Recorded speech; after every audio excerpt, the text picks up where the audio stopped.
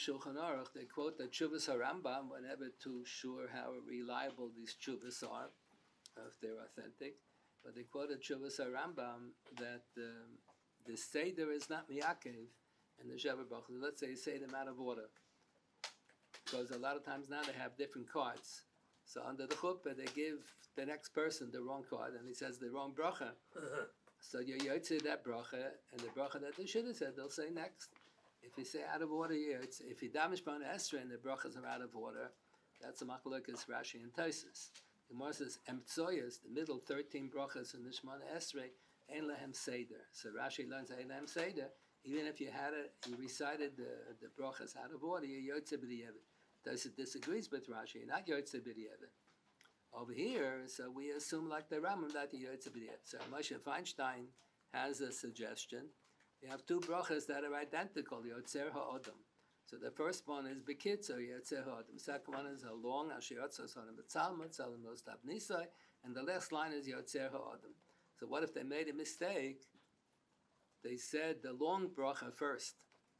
Does it make sense to have somebody say the short bracha? Everything that it said in the short bracha was said already in the long bracha. You already said everything. If you say first the short bracha, then you say the long bracha, so you're adding a lot more to the bracha. But if by mistake he said the long bracha first, or Moshe said that he thinks it'll be a bracha levatala, to say the short bracha Yotzer HaOdam.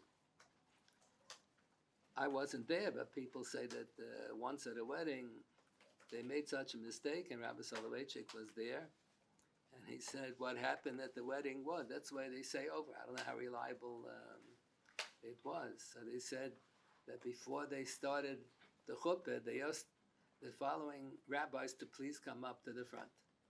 So they had 8 rabbis came up to the front.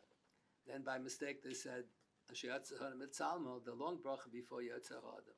So it's going to turn out that 7 out of the 8 will have a bracha, and one of the people who walked up to the front is going to be left without a bracha.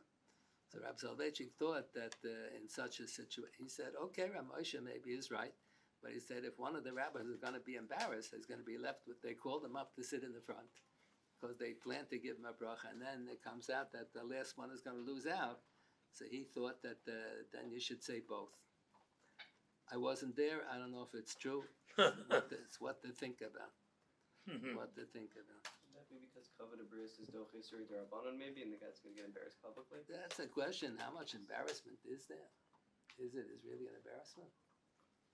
I mean, you're called up and you don't get the. Yeah. They have you sit in the front row. Yeah. Thinking you're going to get a bracha, and you don't get a bracha. Don't get a bracha because they made a mistake. But that's a bullshit. Is it really? If it was a prominent row, no. I don't know. That's what they said. There was one such an incident.